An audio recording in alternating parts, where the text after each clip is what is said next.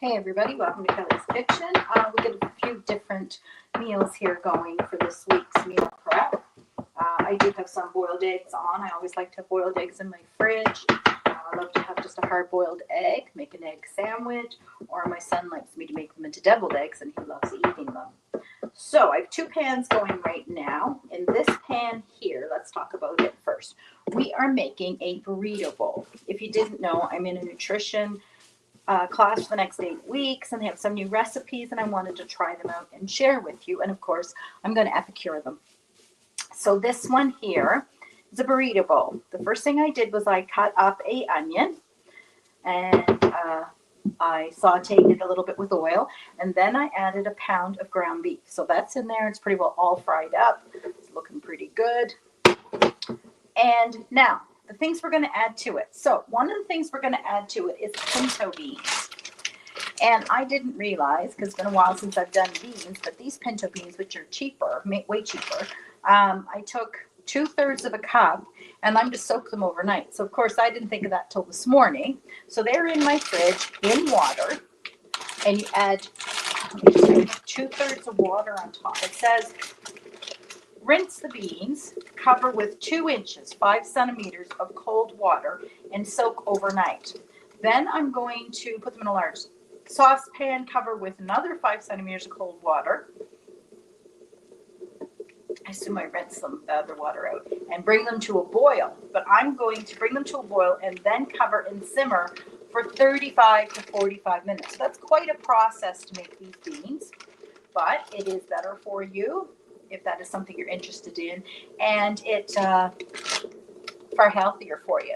So why am I making these pinto beans? It's going into the burrito, but also by using beans, you're still getting lots of protein, costing less, will make this go further. But another solution I did think of was just grabbing a can of pinto beans. I didn't have any white kidney beans, and I figure I could put this in if I had to. But I'm going to make my beans, and I'll add them in before we eat this.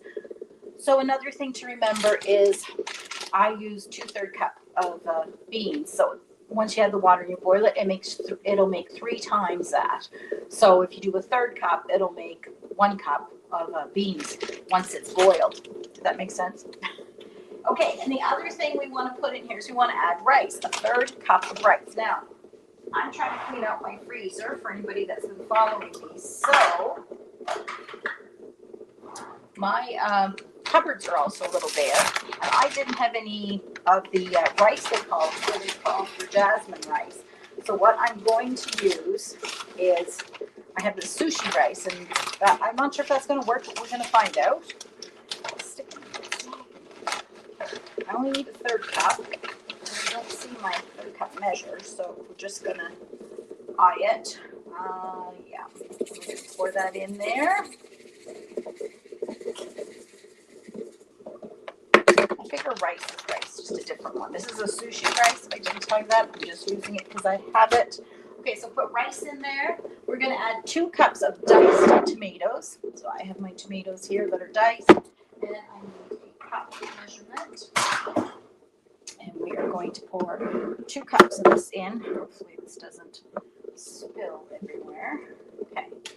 So, and you add the juice in too. Add that in. That's 1 cup. Why am I putting the cup in there? Because the can is so full, I figure it's going to pour all over the place if I dig that in. Now I have a bunch left over. Good full can. Sorry, half a can left over. I'm going to take that,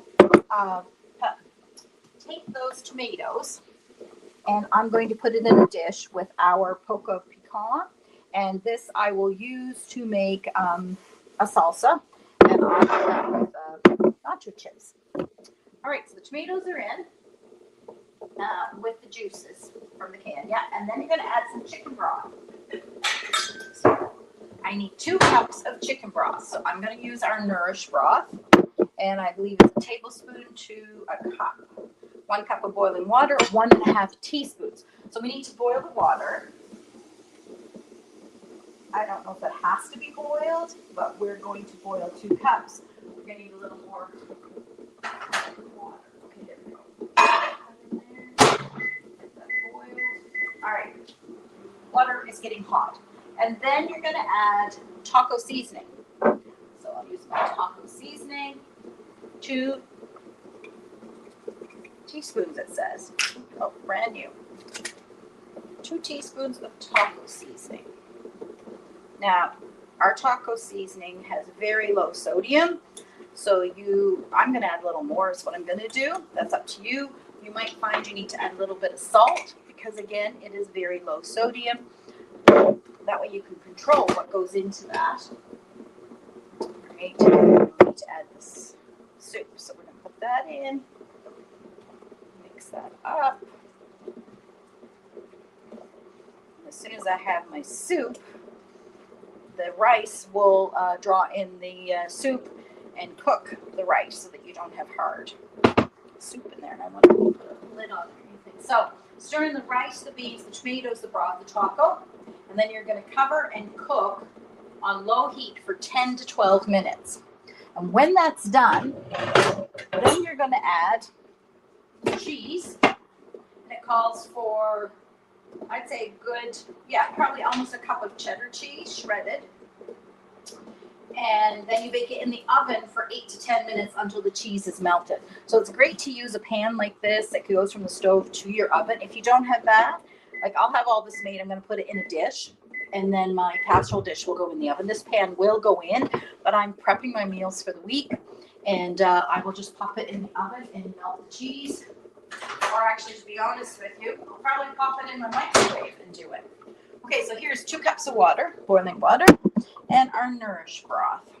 So it called for 2 cups of chicken broth, And then you add 1.5 teaspoons to a cup of boiling water. Measure. I don't want to put taco in it, so let's get a clean one. All right, we're going to add our Nourish broth. So you'll just need 3 teaspoons of Nourish broth to that 2 cups. All right. This is great if you have it to just have a drink in the afternoon. I have a lady that buys it, and I probably told you this before, but she enjoys a cup of Nourish broth in the afternoon. She says it makes her feel good, and there's lots of B vitamin in that. Perks her up and gives her lots of energy. Okay, so everything's in there but my beans. Like I said, we'll add our beans in. I'll add them in before I cook. Before I serve this, I can actually put it in tomorrow. All right, so there is it. We're going to put it on cook and cover on stove medium low. So let's put it on medium low, and then stirring occasionally until the rice is cooked and all the liquid is absorbed. And that is our 1-pan burrito casserole made. You could have a salad with that. You could crunch up some nachos with that. That might taste really good. Anyway, and you can cover that like with cheese, melt it, and put cilantro on. It'll taste really good. So over in this pan, I had ground sausage. I wanted to stop. No, I didn't. I had ground pork. This recipe called for ground sausage, and I didn't have any. So I took my ground pork and I added some seasonings to it to make it taste kind of like a sausage. And I used up this that I had from the summer, Bahima. This is really good. I liked it in the summer because when I did it with probably said it wrong. When I did it with the ground beef, or I use ground pork. It just tasted like a breakfast sausage, so that's why I threw it in here and thought it would be really good. Okay, my timer's going to go off because in my oven, what I have, now how am I going to take this out? Let's see. All right. Want it out, but I don't want it to burn anything when you're done with this one. All right. So I need something to lean that on. All right, use this. Okay. So now I'm making my other recipe, which is, let's see, sausage stuffed butternut squash. I took, like I said, the sausage meat is in here, which was just ground pork. I added some seasoning to it, but we started with minced garlic. I didn't have any garlic on hand, but I had my garlic seasoning. That's in there. It's all cooked. There's my microwave. So I had butternut squash, and I purchased it in the store. Was blown away that it was $8. But anyway, so here's my butternut squash. I put it in the oven. First I cut it in half and I took the seeds out, and I need to flip that without burning my hands. Okay, so I cut it in half and I seeded it. I put oil on it and I sprinkled it with SPG. It calls for salt and pepper, so why not SPG? So that is there. Then you need to add an onion all over it and some more oil. And it's going back in the oven for another, I think it was 15 minutes. That was in the oven at 425 for 35 minutes. We flip the squash, put a whole bunch of onions in. I've maybe more onions than needed, but I love onions, so I don't have a problem with that. And then drizzle it with some oil, season it more with salt and pepper, and it goes in the oven. So I have my oil spray that I love using, and I can just spray my squash so it cooks. You can add salt and pepper. I'm going to use the SPG because it's handy and I have it. So we're going to take it. I'm going to sprinkle it. There, nice. And put that back in the oven. I think it's 15 more minutes. Oh, look. My iPad's covered in oil. Anyway. Okay, so at the end, for another 10 to 15 minutes until the squash is fork tender. So we're going to throw that back in the oven. Make sure your oven mitts. And let that cook.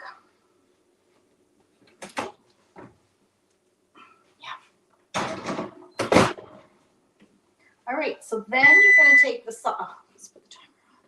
I'm going to do a full 15. All right. Heat remaining oil, add the garlic, the sausage, and you cook that, which I did. And then you add kale to it. Okay, I didn't have any kale on hand. Like I said, I'm trying to empty my freezer. What I do have is spinach. Spinach and kale, interchangeable. And it calls for about a cup of it. So I'm just going to sprinkle that in there. It's almost a cup, I would. This spinach is great for smoothies. I love to have it on hand to put it in my smoothies.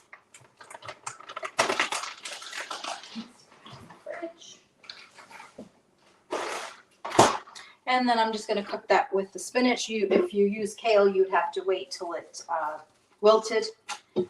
And then this, nothing else in. This will go in the squash and stuff it. And you have your sausage stuffed butternut squash all made. There's 2 meals made, besides the beans taking so much longer. That is our class for today. And I hope you learned something. Okay, now listen. Stop by on Sunday mornings or catch the replay. I have a new thing called Gather Around the Table. It's meal prepping and helping people with some meal solutions that they need help with. I do it at 8:30 in the morning. Grab your coffee, come watch before your day gets busy, or catch the replay. But send me in suggestions on what you want me to talk about, and I will do my research if I don't know offhand, or give you some tips, or send me your tips that I can share with other people. We talked about Chat GPT, doing your meal plans.